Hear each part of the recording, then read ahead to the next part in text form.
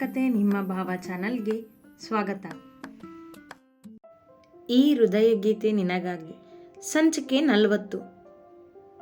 ಕೇಶು ಕೇಶು, ಅದೆಷ್ಟು ಖುಷಿ ಅವನ ಧ್ವನಿಯಲ್ಲಿ.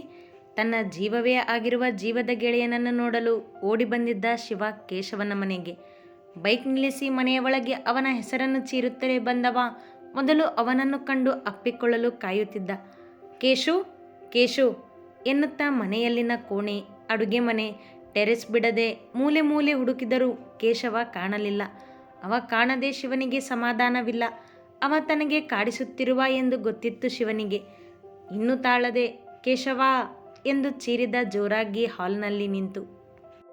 ನಾನು ಇಲ್ಲಿದ್ದೀನಿ ಕಣೋ, ಖುಷಿಯಿಂದಲೇ ಎನ್ನುತ್ತಾ ಬಾಗಿಲು ದಾಟಿ ಒಳಬಂದ ಕೇಶವ ಅವನನ್ನು ಕಾಡಿದ್ದು ಸಾಕೆನ್ನಿಸಿ ಹಿಂದೆ ತಿರುಗಿ ನೋಡಿದ ಶಿವನ ಮುಖದಲ್ಲಿ ಎಂದೂ ಕಾಣದ ಖುಷಿ.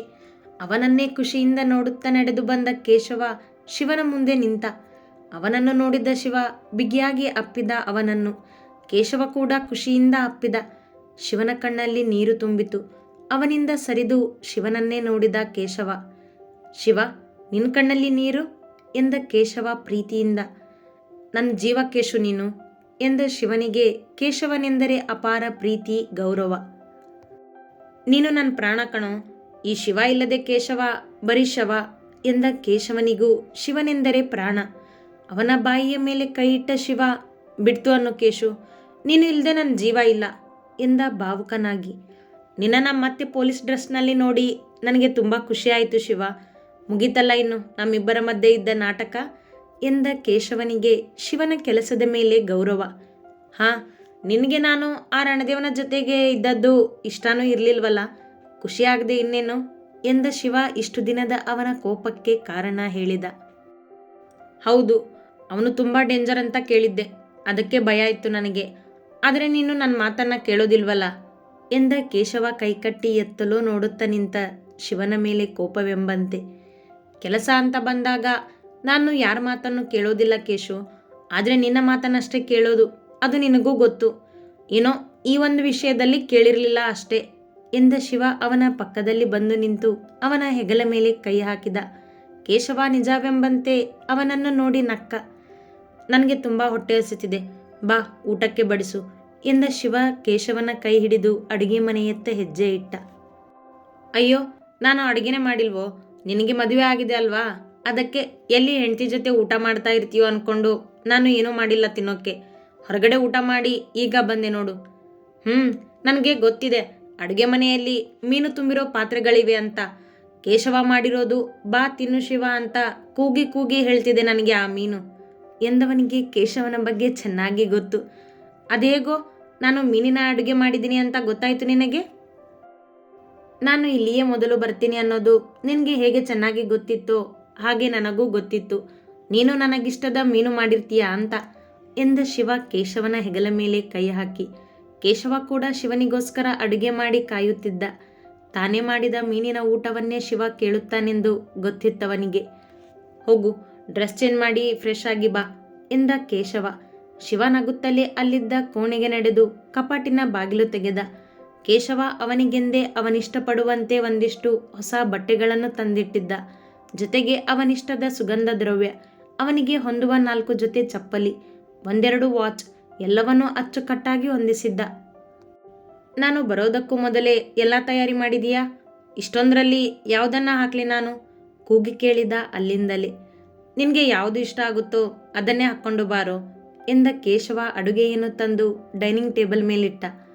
ಶಿವ 10 ನಿಮಿಷದಲ್ಲಿ ಫ್ರೆಶ್ ಆಗಿ ಹಳದಿ ಬಣ್ಣದ ಟೀ ಶರ್ಟ್, ನೈಟ್ ಪ್ಯಾಂಟ್ ತೊಟ್ಟು ಬಂದು ಕೇಶವನ ಮುಂದೆ ಕುಳಿತ.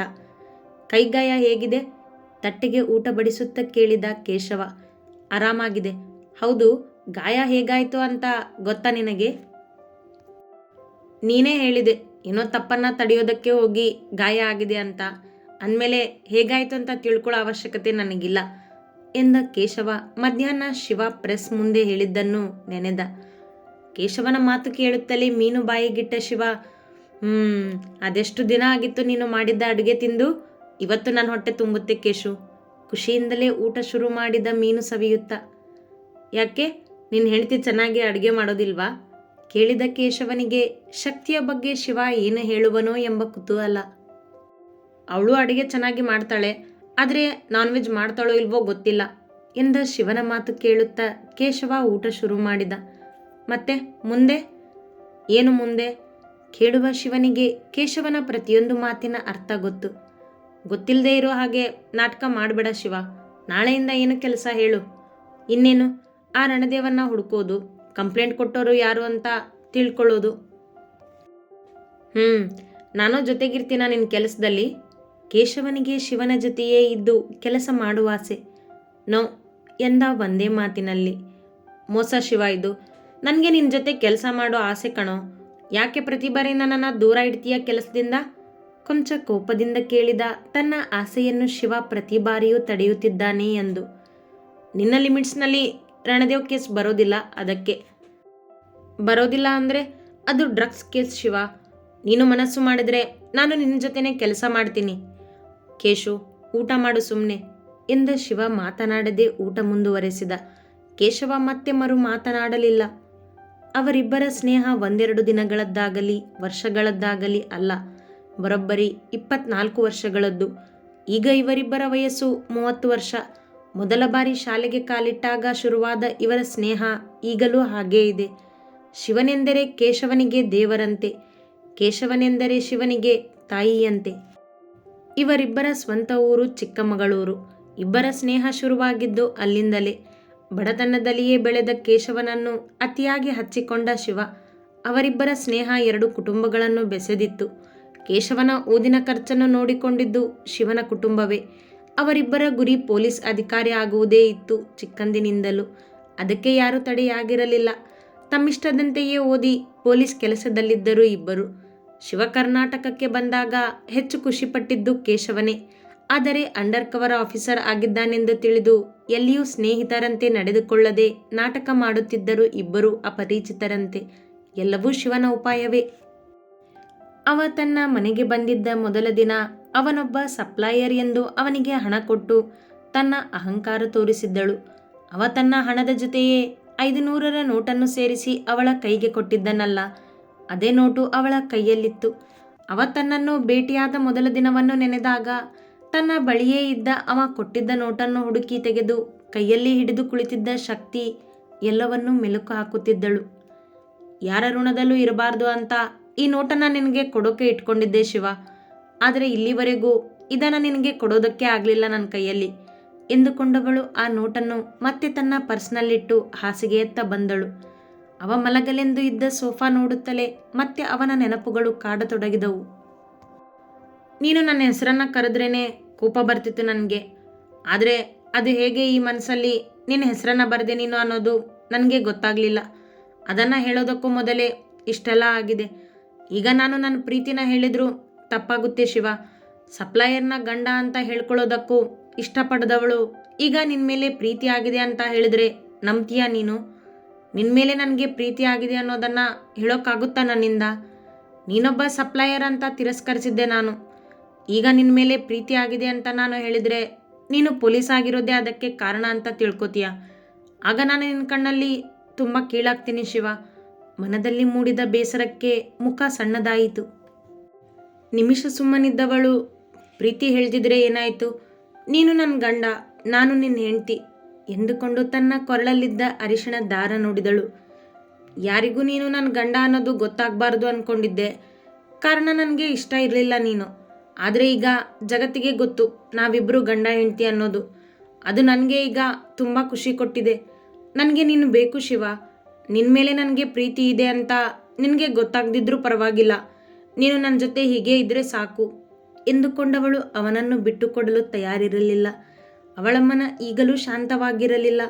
ಯೋಚಿಸಿ ಅತ್ತು ಸುಸ್ತಾಗಿತ್ತು. ಮನಸ್ಸು ಆಯಾಸವಾಗಿತ್ತು. ಅವನ ಜೊತೆ ಮಾತನಾಡುವ ಯೋಚನೆಯಲ್ಲಿಯೇ ಮಲಗಿದವಳು ಗಾಢವಾದ ನಿದ್ರೆಗೆ ಜಾರಿದ್ದಳು. ಶಿವ ಎಲ್ಲಿದ್ದಾನೆ ಕೇಶು? ಅವನ ಫೋನ್ ಆಫ್ ಬರ್ತಿದೆ. ಕರೆ ಮಾಡಿದ್ದ ಸುಮತಿಯವರು ಕೇಳಿದರು ಕೇಶವನಿಗೆ. ಶಿವನಿಗಿಂತ ಜಾಸ್ತಿ ಕೇಶವನಿಗೆ ಕರೆ ಮಾಡಿ ಶಿವನ ಬಗ್ಗೆ ವಿಚಾರಿಸುತ್ತಿದ್ದರು ಇವರು. ಇಲ್ಲಿಯೇ ಇದ್ದಾನೆ ಆಂಟಿ ಎಂದ ಕೇಶವನ ಪಕ್ಕದಲ್ಲಿಯೇ ಕುಳಿತಿದ್ದ ಶಿವ. ಕೊಡು ಫೋನ್ ಅವನ ಕೈಯಲ್ಲಿ ಎಂದಾಗ ಶಿವನ ಕೈಗೆ ಫೋನಿಟ್ಟ ಕೇಶವ.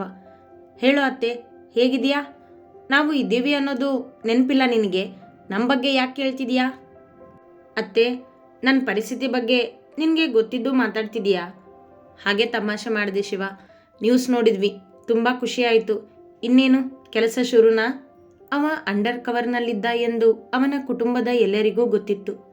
ಹಾಂ ಅತ್ತೆ, ಇರು, ಮೀನಾಕ್ಷಿ ಮಾತಾಡ್ತಾಳಂತೆ ಎಂದು ಫೋನ್ ಕೊಡುವಷ್ಟರಲ್ಲಿ, ಅತ್ತೆ ನನಗೆ ನಿದ್ದೆ ಬರ್ತಿದೆ, ನಾಳೆ ತುಂಬ ಕೆಲಸಗಳಿವೆ, ಫೋನ್ ಇಡ್ತೀನಿ ಎಂದವ ಫೋನ್ ಕಟ್ ಮಾಡಿದ. ಶಿವ, ಅಮ್ಮನ ಜೊತೆ ಹೀಗೆ ಎಷ್ಟು ವರ್ಷ ಮಾತು ಬಿಡ್ತೀಯಾ? ಇನ್ನಾದರೂ ಮಾತಾಡೋ, ಅವರು ನಿನ್ನ ತಾಯಿ ಎಂದ ಕೇಶವ ಶಿವನನ್ನೇ ನೋಡುತ್ತಾ. ಕೇಶು, ನೀನು ನನಗೆ ಇದನ್ನೆಲ್ಲ ಹೇಳಬೇಡ. ಏನಾಗಿದೆ ಅನ್ನೋದು ನಿನಗೆ ಚೆನ್ನಾಗಿ ಗೊತ್ತಿದೆ. ನನಗೆ ತಾಯಿ ಅಂದರೆ ನೀನು ತೋರಿಸೋ ಪ್ರೀತಿ ಕಾಳಜಿ ಅಷ್ಟೇ ಎಂದ ಶಿವನ ಮಾತಿಗೆ ಕೇಶವ ಮಾತನಾಡಲಿಲ್ಲ. ಅವ ಸುಮ್ಮನೆ ಇದ್ದದ್ದನ್ನು ನೋಡಿದ್ದ ಶಿವ ಅವನತ್ತ ನೋಡುತ್ತಾ, ಇಷ್ಟೊಂದು ಸೀರಿಯಸ್ ಆಗಬೇಡ, ನನಗೆ ನೋಡೋಕ್ಕಾಗಲ್ಲ ಎಂದ ತಮಾಷೆ ಮಾಡುವಂತೆ. ಮತ್ತೆ ಹೇಗಿದೆ ಸಂಸಾರ? ಏನಂತಾರೆ ನಿನ್ನ ಹೆಂಡತಿ ಶಕ್ತಿ ಮೇಡಮ್? ಕೇಳಿದ ಕೇಶವ ತುಂಬ ಹೊತ್ತಿನಿಂದ ಶಿವನೇ ಶಕ್ತಿಯ ಬಗ್ಗೆ ಹೇಳಲಿ ಎಂದು ಕಾಯುತ್ತಿದ್ದ. ಹೀಗೆ ನೇರವಾಗಿ ಕೇಳೋದು ಬಿಟ್ಟು ಯಾಕೆ ಆಗ್ಲಿಂದ ಸುತ್ತಿ ಬಳಸಿ ಕೇಳ್ತಿದ್ದೆ ಎಂದ ಶಿವ ಕೇಶವನ ಲ್ಯಾಪ್ಟಾಪ್ ಹಿಡಿದು ಕುಳಿತ. ಅದರಲ್ಲಿ ಕೇಶವ ಒಂದಿಷ್ಟು ಮಾಹಿತಿಗಳನ್ನು ಸಂಗ್ರಹಿಸಿ ಇಟ್ಟಿದ್ದ. ಈಗ ಕೇಳಿದ್ನಲ್ಲ, ಹೇಳು. ಅದರಲ್ಲಿ ಹೇಳೋದಕ್ಕೇನಿದೆ? ನಿನಗೆ ಗೊತ್ತೇ ಇದೆ, ಈ ಮದುವೆ ಅವಳಿಗೆ ಇಷ್ಟ ಇಲ್ಲ.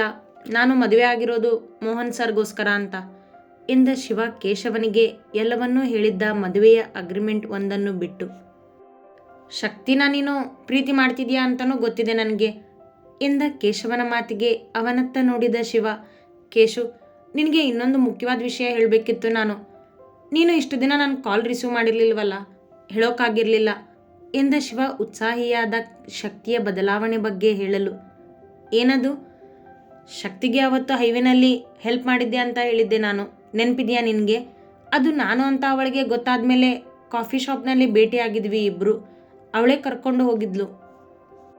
ಇದನ್ನು ಹೇಳಿಲ್ಲ ನೀನು ಎಂದ ಕೇಶವ ಮಧ್ಯೆ ಮಾತನಾಡಿದ. ಹೇಳೋದಕ್ಕೆ ನೀನು ಮಾತಾಡಿದ್ಯಾ ಎಲ್ಲಿ ನನ್ನ ಜೊತೆ? ಅವತ್ತು ಆ ರಣದೇವ್ ಮುಂದೆನೆ ನನ್ನ ಕಾಲರ್ಗೆ ಹಿಡ್ಕೊಂಡು ಜೋರು ಮಾಡಿದೆ, ನೆನಪಿಸಿದ ಶಿವ. ಯಾಕಂದರೆ ಅಷ್ಟು ಕೋಪ ಇತ್ತು ನಿನ್ನ ಮೇಲೆ. ಅವತ್ತು ನೀನು ಹೆಲ್ಪ್ ಮಾಡದೇ ಇದ್ದಿದ್ರೆ ರಣದೇವ್ ಇವತ್ತು ಜೈಲಲ್ಲಿ ಇರ್ತಿದ್ದ. ಅದೆಲ್ಲ ಬಿಡು ಈಗ.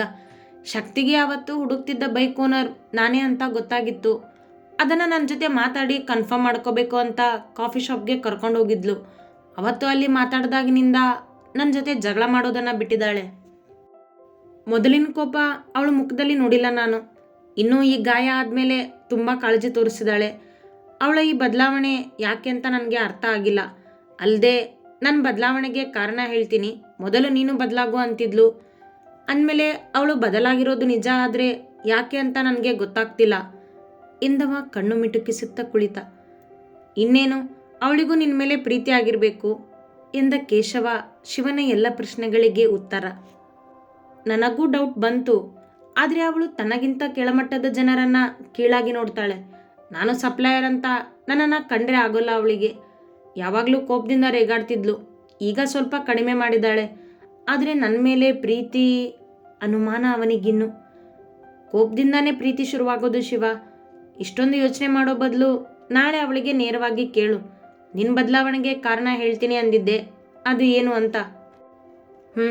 ರೈಟ್ ಎಂದ ಶಿವ ಮತ್ತೆ ಲ್ಯಾಪ್ಟಾಪ್ನತ್ತ ಗಮನ ಕೊಟ್ಟ. ಹಾಗೆ ಇನ್ನೊಂದು ಪ್ರಶ್ನೆ ಕೇಳು. ಏನು? ನನ್ನನ್ನು ನೋಡಿದ್ರೆ ಯಾಕೆ ಹೆದರ್ತಾಳೆ ಅಂತ ಎಂದ ಕೇಶವ ತನ್ನನ್ನು ಕಂಡಾಗಲೆಲ್ಲ ಶಕ್ತಿಯ ಭಯ ಗಮನಿಸಿದ್ದ. ನಿನ್ನನ್ನು ಪರಿಚಯ ಮಾಡಿಸ್ತೀನಿ ಅವಳಿಗೆ, ಆಗ ನೀನೇ ಕೇಳು ಎಂದ ಶಿವ ಅವನತ್ತ ನೋಡದೆ. ಶಿವ ಸಪ್ಲೈಯರ್ ಆಗಿದ್ದರೂ ಕೇಶವನ ಸ್ನೇಹವನ್ನು ದೂರ ಮಾಡಿರಲಿಲ್ಲ. ಕೇಶವನಿಗೆ ಶಿವನ ಮೇಲೆ ಕೋಪವಿತ್ತು. ಅವ ರಣದೇವನ ಕೋಟೆಗೆ ಕಾಲಿಟ್ಟಿದ್ದಾನೆಂದು. ಆದರೆ ಆ ಕೋಪಕ್ಕೆ ಶಿವನ ಮಾತುಗಳಿಂದ ಎಂದೂ ದೂರವಿರಲಿಲ್ಲ. ಶಿವ ಕೂಡ ಹುಷಾರಾಗಿಯೇ ಕೇಶವನ ಜೊತೆ ಮಾತನಾಡುತ್ತಿದ್ದ. ಮಾತನಾಡದೆ ಇಬ್ಬರೂ ಇರುವವರಲ್ಲ. ರಣದೇವನ ಮನೆ ಮತ್ತು ಫ್ಯಾಕ್ಟರಿಯ ಮೇಲೆ ಪೊಲೀಸ್ ರೈಡ್ ಆಗುವವರೆಗೂ ಇವರಿಬ್ಬರು ಫೋನಿನಲ್ಲಿ ಮಾತನಾಡುತ್ತಿದ್ದರು. ಆದರೆ ಆ ರೈಡ್ ಮಾಡಿದ್ದ ದಿನ ಶಿವನಿಂದಲೇ ರಣದೇವ್ ಬಚಾವಾದನೆಂದು ಕೇಶವನಿಗೆ ಶಿವನ ಮೇಲೆ ತುಂಬ ಕೋಪವಿತ್ತು. ಹಾಗಾಗಿ ಅಂದಿನಿಂದ ಶಿವ ಕಾಲ್ ಮಾಡಿದಾಗಲೆಲ್ಲ ಅವನ ಕಾಲ್ ರಿಸೀವ್ ಮಾಡದೆ ಕೋಪ ತೋರಿಸುತ್ತಿದ್ದ ಕೇಶವ. ಏನಾದರೂ ಮುಖ್ಯವಾದದ್ದನ್ನು ಹೇಳಬೇಕೆಂದರಷ್ಟೇ ಮೆಸೇಜ್ ಮಾಡಿರುತ್ತಿದ್ದ.